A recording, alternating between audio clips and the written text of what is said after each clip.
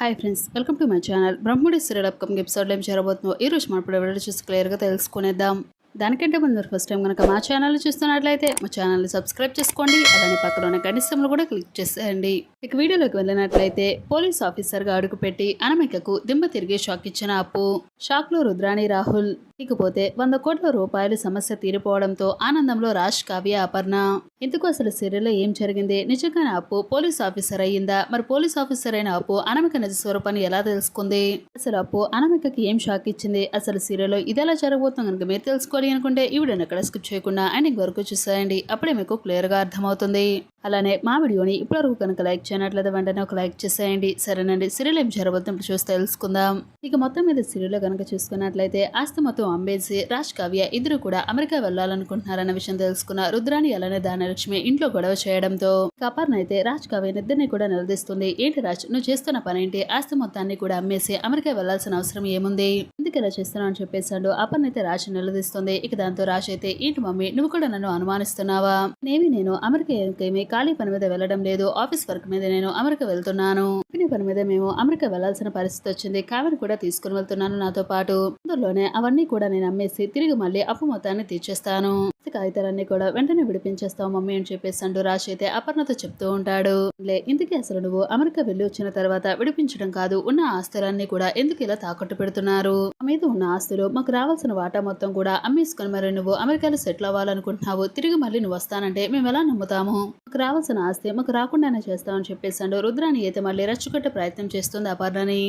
నువ్వు నమ్మితే ఎంత, నమ్మకపోతే నాకెంత? మేము వెళ్తున్నది కంపెనీ పని మీద, ఏదో మా జీవితాలు బాగుపడాలని, మేమేదో అక్కడ సెటిల్ అవ్వాలని వెళ్ళడం లేదు. దానికి నీకు అసలు ఏమాత్రం మా మీద నమ్మకం లేకపోతే ఎవరు ఏమీ చేయలేరు. దానికి నేను కంపెనీకి సంబంధించి ప్రాజెక్టు విషయంలో అమెరికా వెళ్తున్నాను, అంతకు మించి ఇంకేమీ లేదు, అదే నిజం. వెళుతున్న పనికి డిజైన్స్ పరంగా కళావతి కూడా అవసరం కాబట్టి నాతో పాటు కళావతిని తీసుకుని వెళ్తున్నాను అంటూ రాజ్ చెప్పేసి చాలా కోపంగా పైకైతే వెళ్లిపోతాడు. ఇక ఇంతలో కావ్య కూడా పైకైతే వస్తుంది. రాజ్, కావ్య ఇద్దరు కూడా గదిలో కూర్చొని ఆలోచిస్తూ ఉంటారు. అసలు ఏంటండి, ఏం జరుగుతుంది ఇంట్లో? ఏంటండి అసలు ఇదంతా? ఇంట్లో అసలు ఏదో రకంగా రోజుకు గొడవ జరుగుతూనే ఉంది. ఏదో రకంగా అవకాశం దొరికినప్పుడల్లా రుద్రాణి, ధనలక్ష్మి ఇద్దరు కూడా ఏదో రకంగా గొడవ చేస్తూనే ఉన్నారు. ఏం చేయాలి, ఈ సమస్య నుంచి ఎలా బయటపడాలి అని చెప్పేసి రాజ్, కావ్య ఇద్దరు కూడా ఆలోచిస్తూ ఉంటారు. ఇక మరో పక్క చూసుకున్నట్లయితే మొత్తానికి అప్పు ట్రైనింగ్ అయితే కంప్లీట్ అయిపోతుంది. పోలీస్ ఆఫీసర్ గా ఎంట్రీ ఇస్తుంది. పోలీస్ ఆఫీసర్ గా అడుగు పెట్టిన రోజే అప్పు అయితే అన్ని కేసులకు సంబంధించి ఎంక్వైరీ చేస్తూ ఉంటుంది. మనకు రావాల్సిన మొదటి కేసే రాజ్, కావ్యకి సంబంధించింది అయితే వస్తుంది. ఒక్కసారిగా ఫైల్ ని చూసిన అప్పు అయితే షాక్ అయిపోతుంది. మొదటిసారిగా నేను అసలు నా అత్తగారింటి కుటుంబానికి సంబంధించింది కేసు నేను సాల్వ్ చేయబోతున్నాను. అక్క, మా బావ అసలు ఎంత పెద్ద ప్రాబ్లం లో ఉన్నారు, ఎలాగైనా సరే ఆ ప్రాబ్లం నుంచి వాళ్ళిద్దరిని బయటపడేయాలి. ఈ కేసు నేను ఎలాగైనా సాల్వ్ చేయాలి. అసలు ఇంతకీ ఆ వ్యక్తిని ఎవరో కనిపెట్టాలి, వాడిని పట్టుకోవాలి. దీని వెనకాల ఎవరు నడిపిస్తున్నారో అవన్నీ కూడా తెలుసుకుంటేనే ఈ ప్రాబ్లం నుంచి బయటపడతారు. ఆ క్షణం నుంచి అప్పు అయితే ఎంక్వైరీ చేస్తూ ఉంటుంది. ఇక మొత్తానికి సీసీ కెమెరాల ద్వారా అప్పు అయితే హంతకులు ఎవరు అన్నిటిని కూడా చూస్తూ ఉంటుంది. ఆ రోజు నందగోపాల్ని చంపిన వాడు ఎటు వెళ్ళాడు, వెళ్లిన ప్లేస్ అన్నిటిని కూడా సీసీ కెమెరాలో ఎంక్వైరీ చేస్తూ ఉంటుంది అప్పు. అనుకున్నట్టుగా మొత్తానికి నందగోపాల్ని చంపిన వాడైతే పట్టుకుంటాడు అప్పు. వ్యక్తిని తీసుకుని అప్పు అయితే లాకప్ లో వేసి బాగా చెతుక్కొడుతుంది.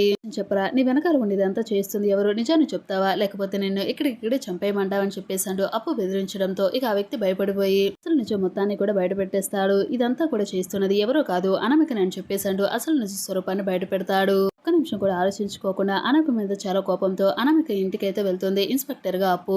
అప్పును చూసిన అనామిక అయితే ఇలా మాట్లాడుతుంది. ఏంటి అప్పు, కొత్త వేషంలో ఇంటికి వచ్చావేంటి? నీకేమైనా డబ్బులు కావాలా? పోలీస్ ఆఫీసర్ ఎంట్రీ ఇచ్చావేంటి? లంచం కావాలా అని చెప్పేసాడు. అనామిక ఇష్టం వచ్చినట్లుగా మాట్లాడుతూ ఉంటుంది అప్పుతో. అలాగూ మీ అక్క చూస్తే డబ్బులు ఇచ్చే పరిస్థితిలో లేదు, నీకు సహాయం చేయాలి అనుకుంటున్నావా అని చెప్పేసి అంటుంది.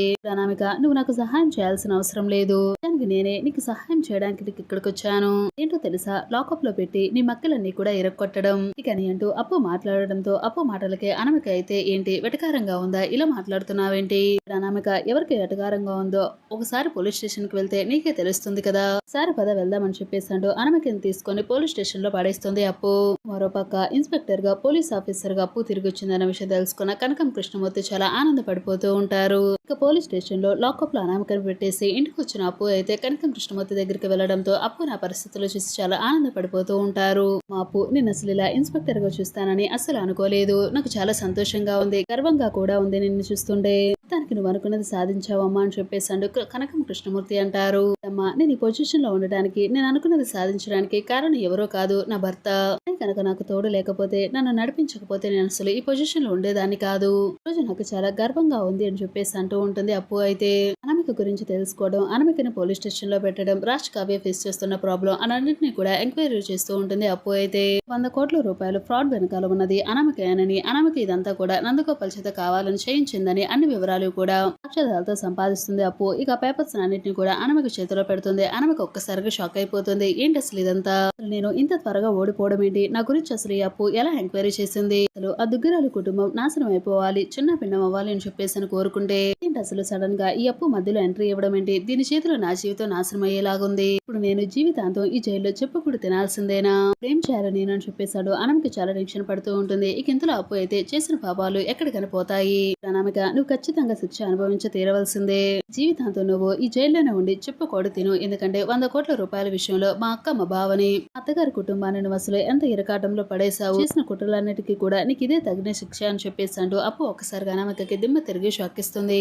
100 కోట్ల అప్పు తీరిపోవడంతో రాజ్ కావ్య ఇద్దరు కూడా చాలా ఆనందపడిపోతూ ఉంటారు. కాబట్టి ఈ రోజు నాకైతే చాలా సంతోషంగా ఉంది, ఈ రోజు నాకు చాలా ఆనందంగా అమ్మయ్య అనిపిస్తుంది, ఎందుకంటే నా తల మీద ఉన్న పెద్ద భారం దిగిపోయినట్లుగా ఉంది, అప్పు చేసిన సహాయాన్ని నేను అసలు ఈ జీవితంలో మర్చిపోలేను అని అంటూ రాజ్ అయితే ఒక్కసారిగా కావ్యని హక్ చేసుకుని నాకు చాలా ఆనందంగా ఉంది అని చెప్పేసాడు. కావ్యతో తన ప్రేమను చెప్తూ ఉంటాడు రాజ్ అయితే.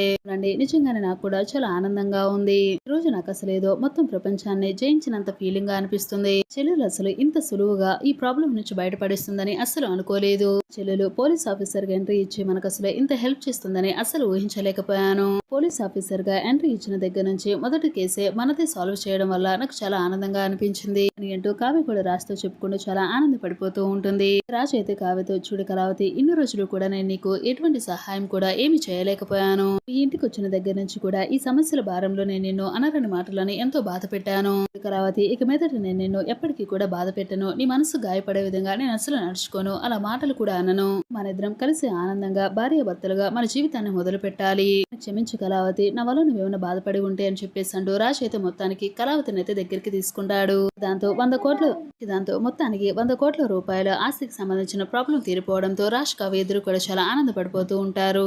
మొత్తానికి ఆస్తి మొత్తానికి కూడా ప్రాబ్లం గా ఉంది అనామిక అని, కావాలని అనామిక ఇదంతా చేసిందని పోలీస్ ఆఫీసర్ గా ఎంట్రీ ఇచ్చి అనామికను జైల్లో పెట్టిందన్న విషయాన్ని తెలుసుకున్న రుద్రాణి ధాన్యలక్ష్మి ఇద్దరు కూడా ఒక్కసారిగా షాక్ అయిపోతారు. వచ్చేసారి ఫ్రెండ్స్, రాబోయే మన బ్రహ్మడి సీరియల్ అప్కమింగ్ ఎపిసోడ్ అయితే ఖచ్చితంగా అయితే జరగబోతుంది. మరి ఇలానే జరగని చెప్పేసి మరైతే కోరుకుంటే ఈ వీడియోని తప్పకుండా ఒక లైక్ చేయండి. అంతేకాకుండా మా ఛానల్ నుంచి బ్రహ్మడి సీరియల్ అప్కమింగ్ ఎపిసోడ్ ఏం జరగబోతుందో మీరు డైలీ తెలుసుకోవాలి అనుకుంటే వెంటనే మా ఛానల్ ని సబ్స్క్రైబ్ చేసుకోండి. అలానే పక్కన ఉన్న గంట సింబల్ కూడా క్లిక్ చేసేయండి.